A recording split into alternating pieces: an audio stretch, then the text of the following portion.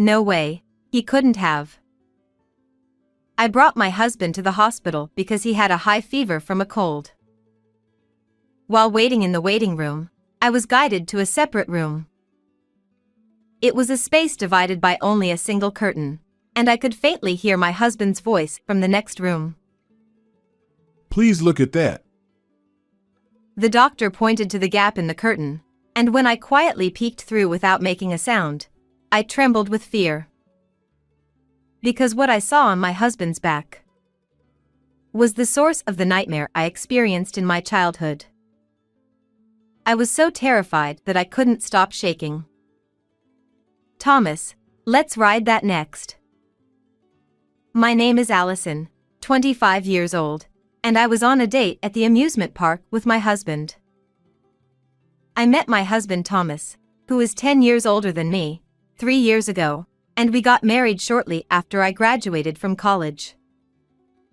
We met when Thomas visited the cafe where I was working part-time. We hit it off so well that it felt like we were destined to meet. Since both Thomas and I had lost our parents, we decided to just register our marriage without having a wedding ceremony.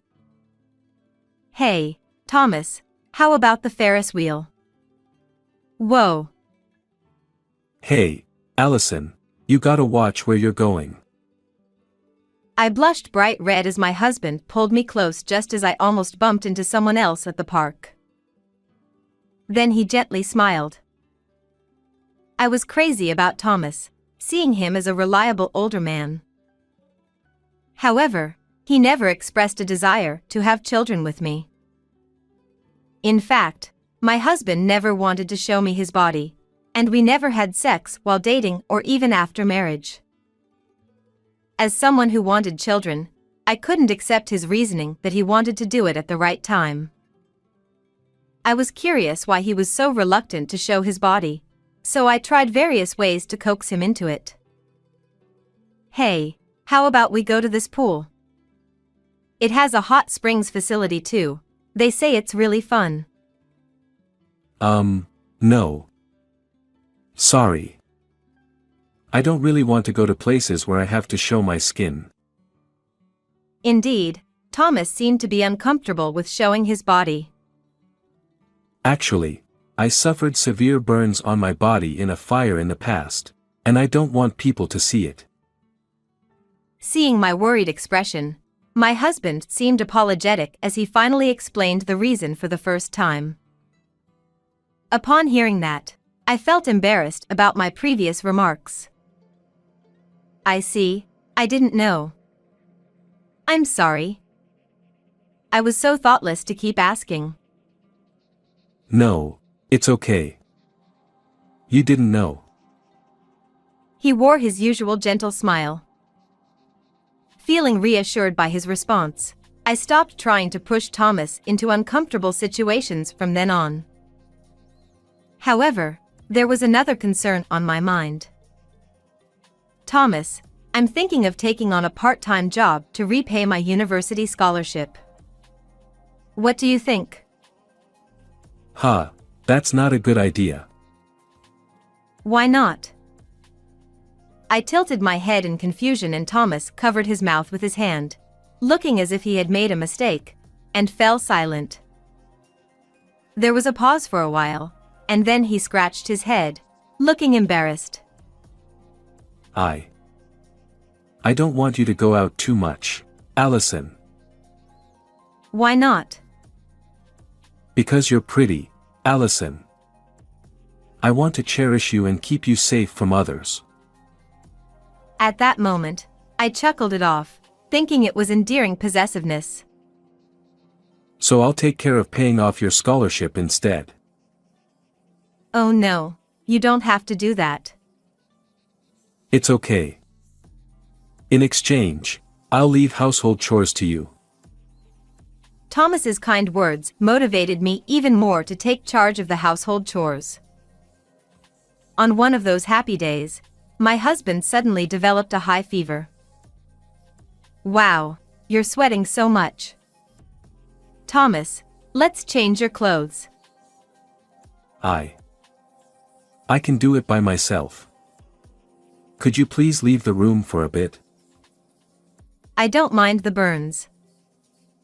However, the moment I tried to help him with his pajamas, I do mind. suddenly, in a tone of voice I had never heard from him before, I was forcefully kicked out of the room.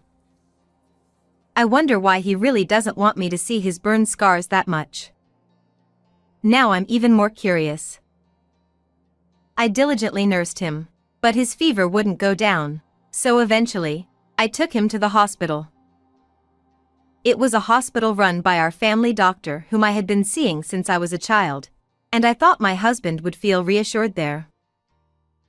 While Thomas was undergoing examination, I waited in the waiting room, checking into my wallet. Suddenly, someone spoke to me. Allison, may I have a moment? Dr. Gibson, what's the matter? The person who spoke to me was Dr. Gibson, my family doctor. He was a 52-year-old veteran, managing the hospital as its director. He led me to a room separated by curtains. There, Dr. Gibson whispered softly to me in a low voice. On the other side of this curtain is where your husband is being examined. Huh? Why was I called here? Please take a look at that. The doctor pointed to the other side of the curtain. I quietly peeked through the gap in the curtain. There, I saw my husband's bare upper back. Wait. No way. I trembled with shock and fear, desperately holding back a scream. It was the very source of a nightmare that had happened in the past. The reason I don't have parents is actually because of a burglary when I was 8 years old. My parents, who were attacked by a burglar, told me to hide in the closet, and they bravely confronted them to protect me. Trembling with fear, I witnessed the whole event from the gap in the closet. I don't remember the burglar's face well, but after the fact, I saw his back as he undressed to change his clothes, which were covered in my parents' blood. That's a rose. His back was covered with a distinctive tattoo of a bright red rose. When I was in elementary school, I was taught the name of that flower when I saw it while visiting the cemetery with my parents. The image of that rose tattoo was seared into my memory, and I was traumatized that I was often troubled with nightmares. The shock of seeing that tattoo on my husband's back in the examination room was beyond words. I had heard about the burglary, but I never expected the burglar, as your husband, to come to our hospital. Dr. Gibson, surprised by the tattoo, quietly called me into the adjacent room like this. I was filled with disbelief and overwhelming emotions to find out the truth about the burglar who took my parents' lives in an unexpected way. This is why he doesn't want to show his body and doesn't want me to go out. Realizing the reason, I couldn't help but tremble in shock. You should run away right now. Being with that man puts your life in danger. Dr. Gibson warned me sternly. However, I couldn't believe it instantly. I wondered if the kind husband I knew could really be the same person as that vicious criminal. My mind was in turmoil, and I didn't know what to believe anymore. I want to see for myself. I looked back at Dr. Gibson with determined eyes. If my husband turned out to be that burglar, I would want to avenge my parents. It's something I've been thinking about since I was a child. And besides, maybe it's just a coincidence that someone else has the same tattoo. The suspicion towards my husband and his kindness as a husband. Without knowing what the truth really was, I pushed aside Dr. Gibson, who tried to stop me, and stood up. And so, after finishing the examination, we returned home. Here's your cold medicine. Anyway, you should get plenty of rest to recover. Ah, thank you. While Thomas was down with a fever, I decided to do what I could. First, I want to gather evidence about the incident, but how can I prove a case from 17 years ago? I decided to spread out the scrapbook I had created over the years, collecting newspaper and magazine articles from the time of the incident, to see if I could gather any clues. According to the scrapbook, there were 4 pieces of evidence found at the scene. A knife used in the crime, a t-shirt covered in my parents' blood, a towel believed to have been used to wipe off blood from the body, and my eyewitness testimony as a child about the man with the rose tattoo on his back. I stared at the scrapbook articles for a while, but I couldn't figure out how to prove the incident, and I groaned in frustration. Maybe I'll think about it while doing some chores. With that thought, I casually turned on the TV while running the washing machine, and something caught my eye. Wait a minute. Could it be? I resolved to uncover the truth myself and clenched my fist tightly. And 3 days later, having prepared everything, I decided to confront my husband. I deliberately showed my husband, who still had a fever, the scrapbook articles I had collected over the years. Thomas, you remember I talked about the incident where I lost my parents, right? There's something I want to ask you. I'm sorry. My head feels fuzzy from the fever. Could we talk about it another time? Thomas, whose temperature soared to 39 degrees, tried to evade the conversation with moistened eyes, but I couldn't let up now. I lifted the hem of Thomas's pajamas to forcefully look at his back. Hey, what are you doing? Stop it. As I expected, there was a rose tattoo. I knew it. There wasn't a single burn scar on his body, and it was all a lie. I hoped what I saw in the hospital examination room wasn't what I thought it was, but I had to accept the truth before my eyes. My husband looked away from me and clicked his tongue. Hey, tattoos, they all look kind of similar, right? That excuse won't work. I heard it from the tattoo artist who inked the rose on your back. The TV program I watched the day before was about popular tattoos among young people.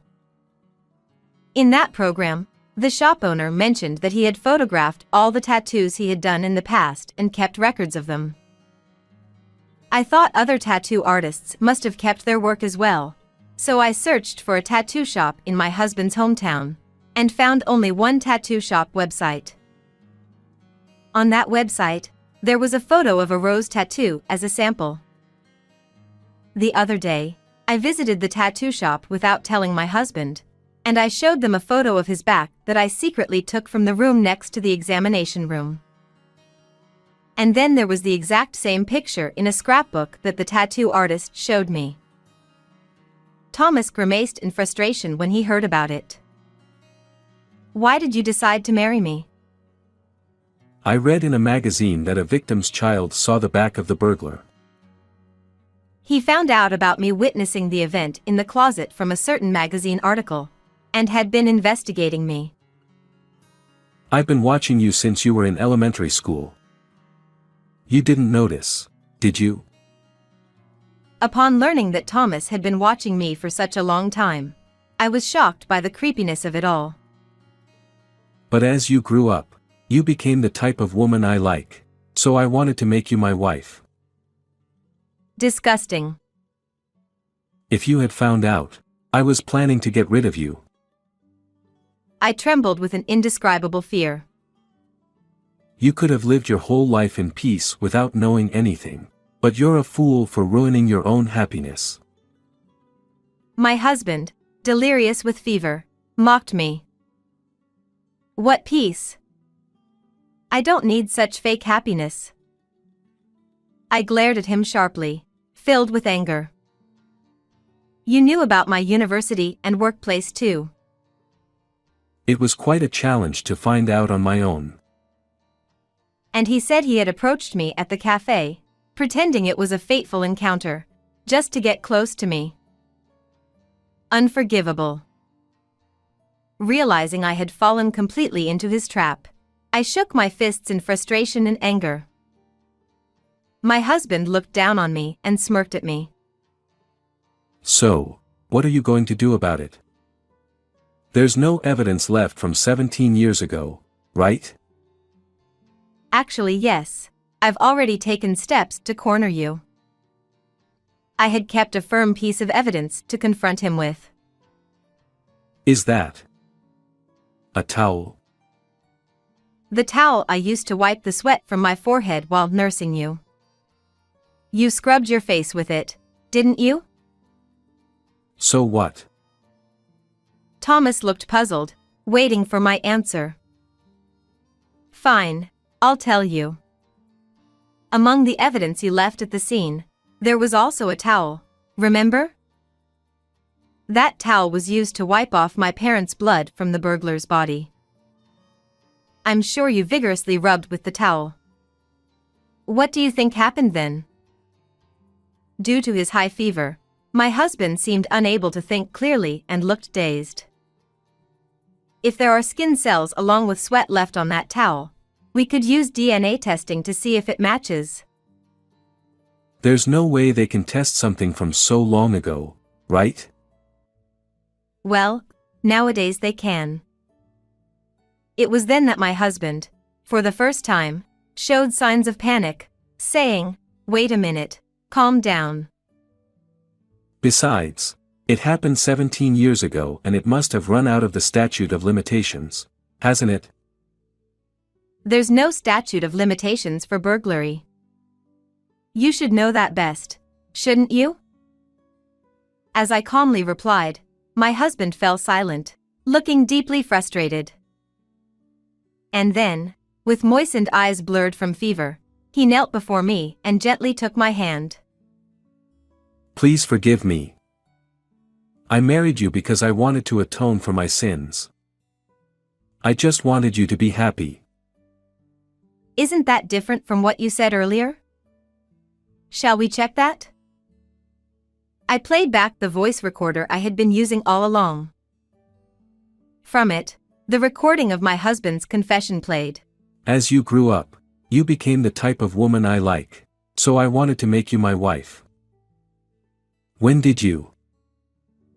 I forcefully shook off his hand. Don't touch me with your filthy hands. Your hands are still tainted with my parents' blood.